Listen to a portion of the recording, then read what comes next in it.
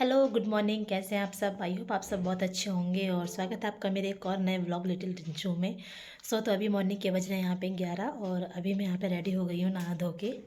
हाँ, पूजा पाठ करके किचन का सारा काम मैंने फिनिश कर लिया है और अभी मैं यहाँ पे रेडी हुई हूँ। आप लोग सोच रहे होंगे कि मैं तैयार होकर कहाँ जा रही हूँ। तो अभी मुझे जाना है कहीं पर और यहाँ पर अभी आद्विक भी तैयार हो गया है। ये देखिए रेडी हो गए हैं आद्विक भी। हाँ, घूमी घूमी करने जा रहे हो? इसको नहीं खाते हैं, गंदी बात।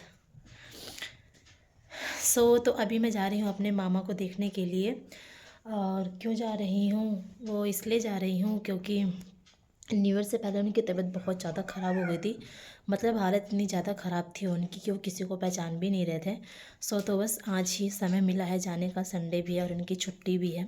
बस अभी मैं रेडी हो गई हूँ और एक्स्ट्रा कोई शूट करने का समय नहीं मिला क्योंकि बहुत ज़्यादा भागम भाग होती है। सुबह के सुबह काम भी करना रहता है, आद्विक को भी रेडी करना था, मुझे खुद को भी रेडी होना था, इसलिए अदरवाइज़ कोई और शूट नहीं कर पाई मैं। बस फाइनल मैंने निकलने का वीडियो बना लिया है। बाकी मैं आपसे मामा के यहाँ पे जब पहुँचूँगी तो वहाँ की सारे चीज़ें दिखाऊंगी, कौन कौन है वहाँ पर। तो हस्बैंड जी भी आ गए थे बाइक लेकर और ये बाइक पापा की दुकान से लेने गए थे क्योंकि बाइक पापा दुकान पर लेकर जाते हैं। और आज हम जाने के लिए बाइक से ही जाएंगे मामा के घर क्योंकि मामा का घर ज़्यादा दूर नहीं है। हमारे घर से सिर्फ 5 से 6 किलोमीटर की दूरी पर है। और यहाँ पे आत्विक भी रेडी हो गया था। और पता है क्या, मुझे नहीं पता था कि हम लोग आत्विक को पहली बार ऐसे मामा के घर लेकर जाएंगे। मतलब आज वो पहली बार मामा से मिलने के लिए जा रहा है मामा के घर पर, वो भी ऐसी सिचुएशन में कि जब उनकी तबीयत ख़राब है। तो बस मैं बड़े बेटे को लेकर नहीं जा रही थी और छोटे बेटे को ले जा रही थी। तो बड़ा बेटा बहुत ज़्यादा जिद कर रहा था जाने के लिए। मैं पता है कि उसको भी साथ ले जाती, लेकिन ना दिक्कत ये था ना कि एक बाइक पे 30 से ज़्यादा लोग आ नहीं सकते थे, इसीलिए मैं उसको लेकर नहीं गई थी। नहीं तो जो उस तरह से वो रो रहा था ना, जिद कर रहा था जाने की, मम्मा मुझे भी चलना है, उसको देख के पता है अंदर से मन बहुत ज़्यादा उदास सा भी होगा। दूसरा रीज़न ये भी था ना कि आज ना मौसम बहुत ठंडा था, बाहर बहुत हवा भी चल रही थी, इसलिए हम रेयांश को और भी लेकर नहीं गए थे क्योंकि फिर वो आगे वाली सीट पे बैठा, फिर डायरेक्ट उसको हवा लगती है जिसकी वजह से उसको कोल्ड और कफ दोनों हो सकता था, इसलिए हम उसको लेकर और नहीं गए। थोड़ी देर रोता, फिर उसको चुप हो जाता तो दादी उसको संभाल लेती हैं। तो देन मैं उसको रोता हुआ छोड़कर ही निकल गई थी जाने के लिए। और यहाँ पे आत्विक को तो कुछ भी समझ में नहीं आ रहा था कि क्या हो रहा है, उसको कुछ भी समझ में नहीं आ रहा था उसका भाई कैसे रो रहा है, बस वो देख रहा था कैसे रो रहा है। तो फाइनली हम लोगों को लेट हो रहा था क्योंकि हम लोग को 11:30 ही बज गया था घर पे ही, और 2 बजे तक घर वापस आना था। और रास्ते में रुक के हम लोगों ने यहाँ पर नारियल पानी लिया था क्योंकि यार कुछ समझ में नहीं आ रहा था क्या लेकर जाएँ, क्योंकि उनको सब चीज़ मना है खाने के लिए। तो बस मुझे नारियल पानी ही बेस्ट लगा। फाइनली हम लोग यहाँ पर पहुँच गए अपने मामी के घर पे और सबने बहुत अच्छे से वेलकम किया। और यहाँ पे वीडियो मेरे शूट कर रहे थे मेरे हस्बैंड जी, तो उन्होंने रोटेट में ही कर दिया था, उन्होंने पट करके फ़ोन करके नहीं, इसलिए सारा वीडियो ऐसे शूट हो गया।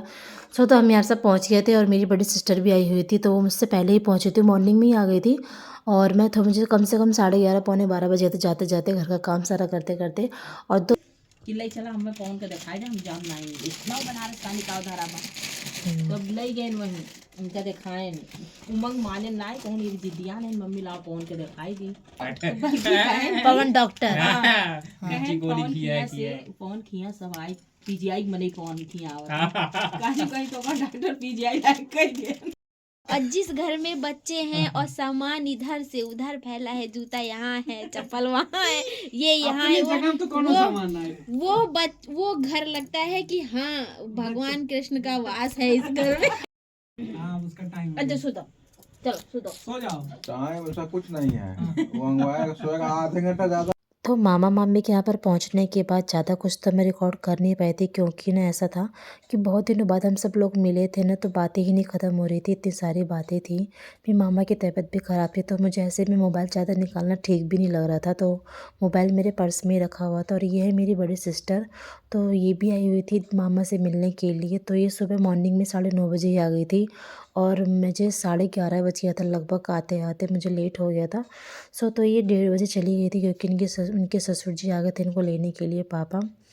और तो बस इनके जाने के बाद आधे घंटे बाद मैं भी चली गई थी क्योंकि 2 बजे तक मुझे भी घर पहुंचना था।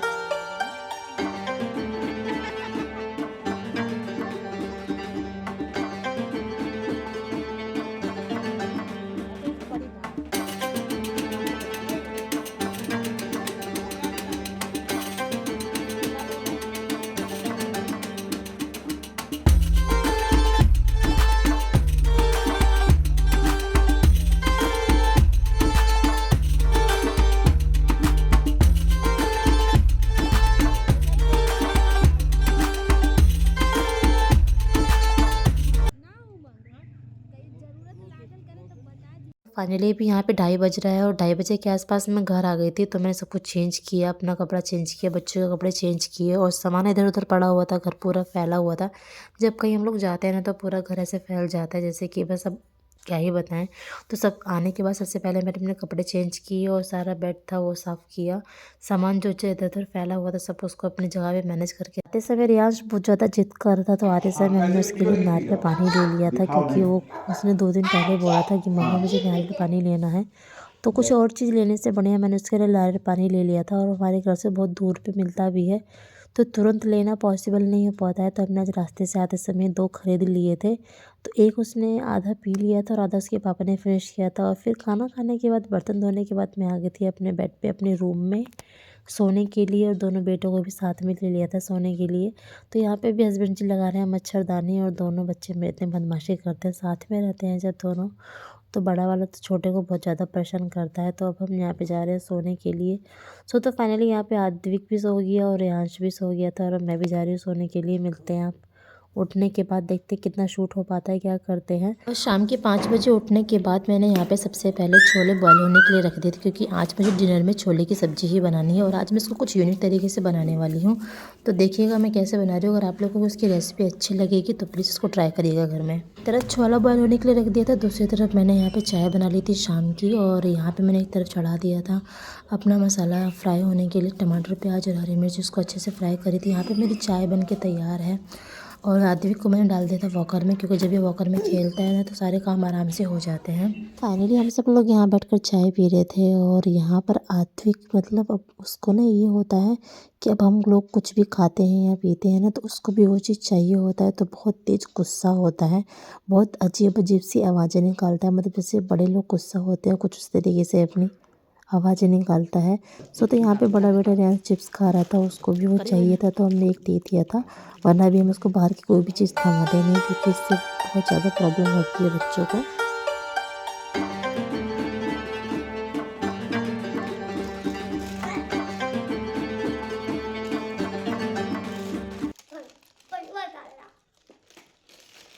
तो आज मैं विंटर में आद्विक को खिलाने वाली हूँ ये गाजर की प्यूरी, जो बच्चों के लिए बहुत ही बेस्ट है विंटर के लिए और इसमें न्यूट्रिशन भी बहुत ज़्यादा होता है। और मैंने इसमें ना गाजर को अच्छे से बॉईल करने के बाद इसमें एक मैंने आलमंड डाल दिया था न्यूट्रिशन के लिए। बच्चों के लिए बहुत हेल्दी है, ट्राई कर सकते हैं। अपनी बेबी को 8th मंथ बेबी को बड़े ईजिली इसको खिला सकते हैं, बच्चे के लिए बहुत हेल्दी है। और मैंने यहाँ पे बना के दे दिया था और यहाँ पे आद्विक की अम्मा आद्विक को खिला रही थी और बहुत ही प्रेम से खा भी रहा था वो, उसको बहुत अच्छा लग रहा था, मतलब टेस्ट लेके खा रहा था वो।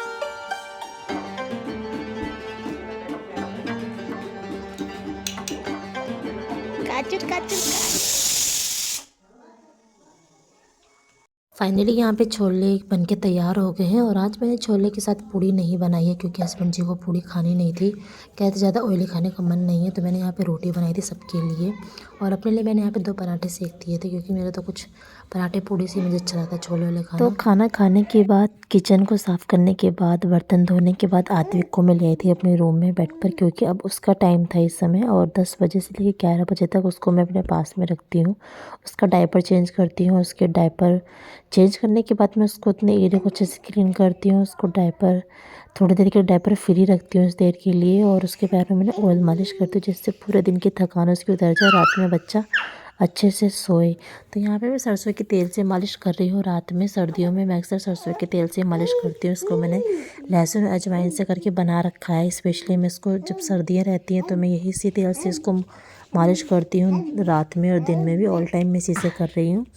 तो यहाँ पे अभी आद्विक बहुत इंजॉय कर रहा था इन सब चीज़ों को और ये पता ज़रूरी होता है, बच्चों को पूरे दिन की थकान बच्चे की उतर जाती है तो रात में बच्चा अच्छे से सोता है। और अभी समय हो गया है 11 बज गया है और आद्विक के सोने का समय हो चुका है तो मैं भी जा रही हूँ उसको सुलाने के लिए। और यहाँ पे मैं आप लोगों से बातें कर रही हूँ कैमरा देख के, तो आद्विक बहुत तेज से हंस रहा था, उसको लग रहा था कि मम्मा मेरे से बात कर रही है। तो सो बस अब चलते हैं उसको सुलाने के लिए, मिलते हैं एक और नेक्स्ट व्लॉग के साथ आप लोगों के साथ। Bye bye, Radhe Radhe, good night.